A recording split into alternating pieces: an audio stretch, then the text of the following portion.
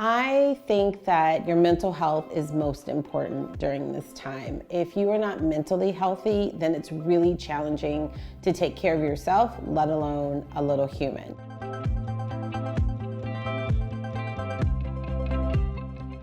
I remember one day feeling like I had finally got this motherhood thing all together. It was after I had my third, and I was able to get all three of my kids dressed and ready, hair done, and baby bag packed, and I remember showing up to the event on time. My baby was maybe like 6 months old, and out of nowhere, he just like crawled up to me and gave me a little kiss like on my eye, and it was just the sweetest thing ever. And I mean, he already was my world and the love of my life, but that just made me feel just complete. It was a few weeks into bringing my first baby home that I finally felt like I was winning at this game of motherhood. When I started realizing that we had a connection and I was able to understand this newborn, it wasn't until a few weeks after that she looked at me and did this, it might have been gasp, but I thought she was smiling. And it was almost this recognition that she knew that I was her mama, and that was just put me over the edge. Every other day when it's not so bad are those shining moments. And sometimes your kids do these things that just blow you away and make those days really special. Thankfully, I was home when my son at 9 months took his first step. And I was home when my daughter at 9 months took her first steps. So those little victories, and then when your kids can do these little projects at school, all of those moments make it real and fun, and those thankfully far outweigh all those negative pieces. Self-care, even though in the midst of all the chaos, it's so important because you can only go so long with like 2 hours of sleep and a cracker all day because your priorities are to take care of your newborn first. I would have never in a million years thought that going to the grocery store, although it's not a break, would be sort of like a break. You're out by yourself.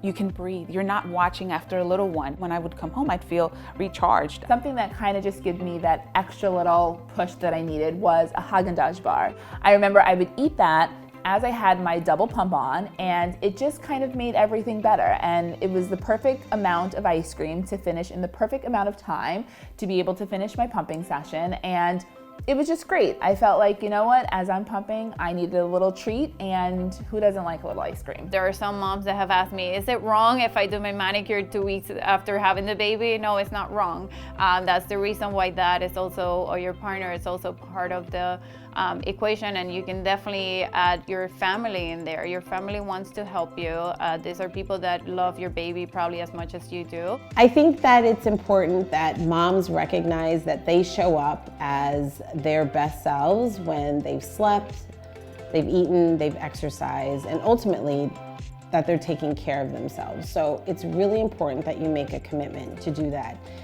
It's not selfish, and it's actually the best thing that you can do for yourself and your family is to put you first. When I can't physically leave the house, I will just go into the bathroom and take a bath. It's just me time. It's time to decompress, be still, and be silent.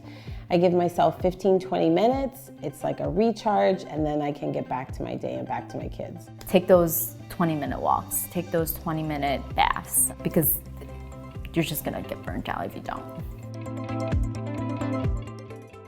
So postpartum depression happens, and the most important thing is to talk about it. If there's any moms out there that you're feeling a little overwhelmed, you're feeling like, you know, motherhood is just kind of pulling you in too many directions and you really don't know sort of if you're going to be able to continue that way, it's very important. Make sure you tell your OBGYN. You can also tell your pediatrician. There's surveys that you can fill out when you go to your OBGYN appointments or you go to your pediatric appointments with your newborns. Be honest on those questionnaires because it's screening the mother at the same time for postpartum depression.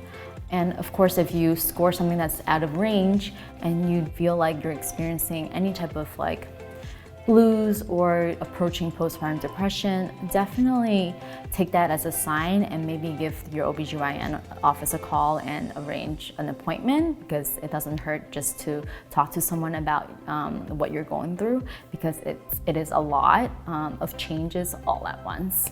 It's really important that we acknowledge and talk about postpartum depression, because it's everywhere and we all suffer needlessly because there are resources. I tell my patients that if they're feeling sad, their emotions are getting out of control or a little dark, they should walk into the office if they need to. It's really that important. If you feel this is just too much, it probably is. Tag somebody else in if you have that at your fingertips.